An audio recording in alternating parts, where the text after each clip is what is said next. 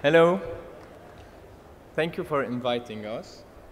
We're very happy to see so many people gathered around the subject of architecture. This is us, my partner Nathalie and myself. I will start by explaining our work process so you would understand a bit more the project and the choices we made that Nathalie would explain later on. So when first approach with a new project, what we do is that we listen. And the things that we listen to are the things that would determine the future of what we are asked to create. We listen to the site, understand its topography and access, to the environment, set the correct orientation depending on wind and sun,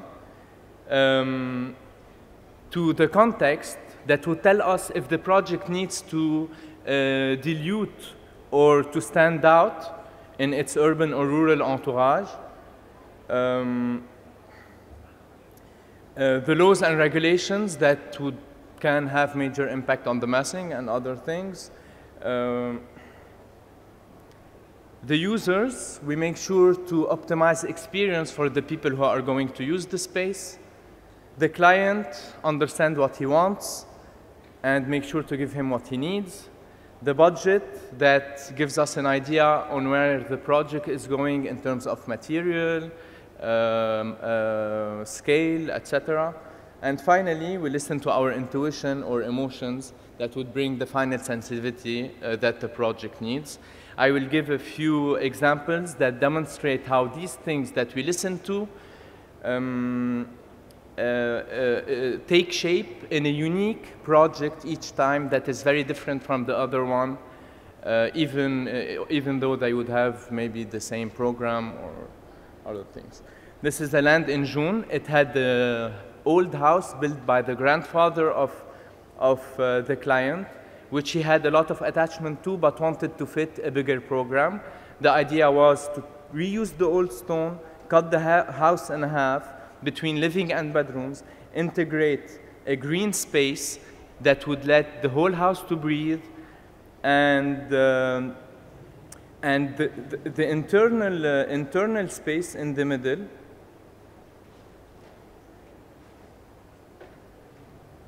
Okay, here you can see the old stone from the outside, and the internal strip, which is the gap, is made out of concrete and light structure, glass, etc., where you have the courtyard. It shows also here from the garden, and everything that is added is in light structure steel. Another house, but it's very different from the other one. The client had a 6,000 square meter land. To access it, he created terraces. So we decided not to add anything, but to extend these terraces and to hide the house behind it. So from the street, you only see terraces with retaining walls, as if it's a planted agricultural land, but from the side, oriented towards the view, you can discover that there is something happening behind these walls. So it's no more a standing object like the previous one, but it's more of an experience between these walls, where discoveries happen, a room, a staircase, a bedroom, etc. The third project is a competition where we got the second prize. It's for the municipality of Mazra'at Yashua. It's divided between offices and public space, like a public library, cafeteria, etc. We decided to create an outdoor plaza that would absorb the people of the village into the heart of the project. And the whole garden, the whole roof is a garden that overlooks this outdoor event space. You can see the duality between the two structures. One is more organic and transparent, and the other one, let's say, is a bit more serious. And you can see inside the event space. And we used the sitting area to be able to bring in light to the bigger hall, which is the grand hall. And now Nathalie will explain the project that you are here for. SENTEURS d'Orient headquarters. Thank you again for having us here. I'm gonna fix the mics. Okay. SENTEURS d'Orient is a brand of luxurious soaps that are locally produced in Lebanon. They had been in the market for 10 years. Oops. Okay. They had been in the market for 10 years when they first approached us and were using 100 square meter space. They wanted to grow their business and expand their program into a 1,100 square meter structure. First, we visited the site with the client. It's in Tell al-Za'atar, a very industrial neighborhood where all the surrounding buildings are concrete warehouses and steel structures, steel hangars.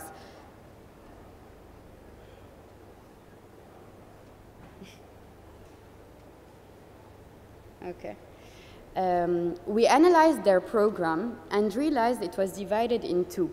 The production, where the raw materials is delivered, and then goes into the storage, and then through the production process and the packaging to end up again in a storage where it's ready to be delivered, versus the administration, which has a more linear hierarchy between the offices, the CEO, and the conference room. We also looked at their product. They pay a big attention to their packaging. It's done in layers. The first layer is a carton, inside which there is a thin paper protecting the soap. On the soap itself, they have their patterns embossed in their products. We decided for this project to go with an object that is split in two, that would reflect the program behind it. In this section, you can see clearly how the administrative strip to the right houses the offices, and the bigger volume is the production venue. They're divided yet connected, highlighting how they work hand in hand. So here again, we can notice the smaller volume in the front is the administrative strip with the louvers, and behind it, the warehouse with the wire mesh around it. This ground floor plan shows the two vehicular accesses, one to the basement and one for the delivery trucks. There is a pedestrian path along the administrative strip that leads you to the main entrance of the offices and the space. While working on the interior layout and the spaces, we were in close collaboration with the users of the spaces. So the spaces were no longer a reception. They were named after the person using the space. So the reception is Ren space, the lab becomes Hala space, and the production venue with the lines of production is Yunus's space. This is the photo of showing the pedestrian path and the entrance under the canopy.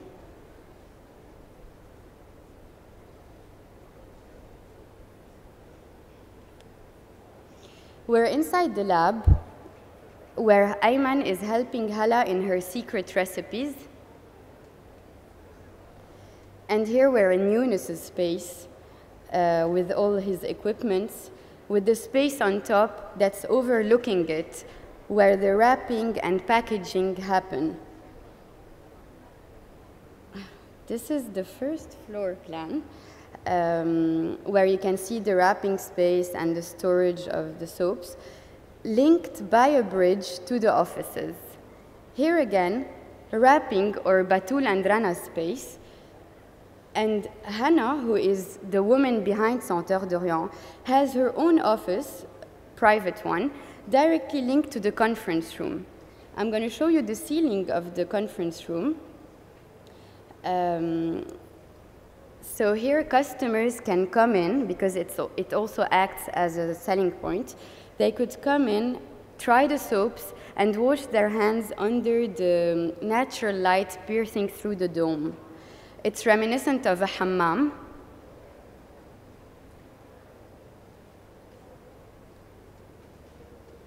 Okay.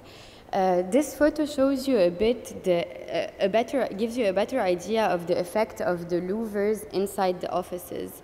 They are protecting from the southern sun, but at the same time providing more privacy for the offices. On the roof, there lives the guardhouse, Najib, his wife, and kids. This guardhouse is accessed through the fire escape staircase that you can see in this photo. It's hidden behind a wire mesh. Here again, the wire mesh is not only for aesthetical reasons. It's there on the eastern and western facades as a second layer that helps in reducing the heat transfer between inside and outside. Although the budget was limited, we made sure in every possible way to make it the most environmentally friendly possible. We also used fast construction systems and low-cost materials. For example, the sandwich panels or the concrete and the corrugated metal sheets. But the way we use them were always in layers. So it gives you, so for example, in this photo, you can look at the loading dock where the corrugated metal sheet is paired with the sandwich panels.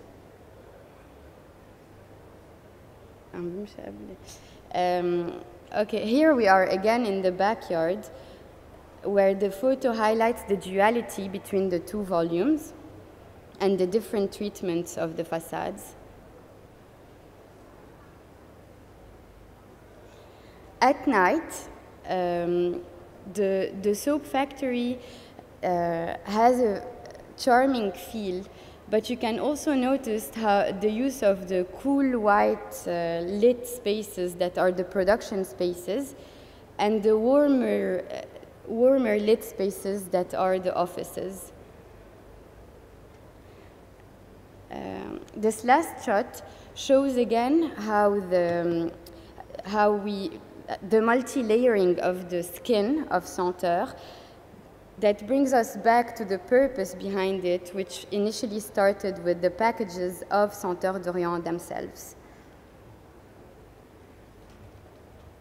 Okay, and since we're all gathered here today, I would like to we would like to take the opportunity to say that a lot of cities, especially Beirut, are being developed almost without architects.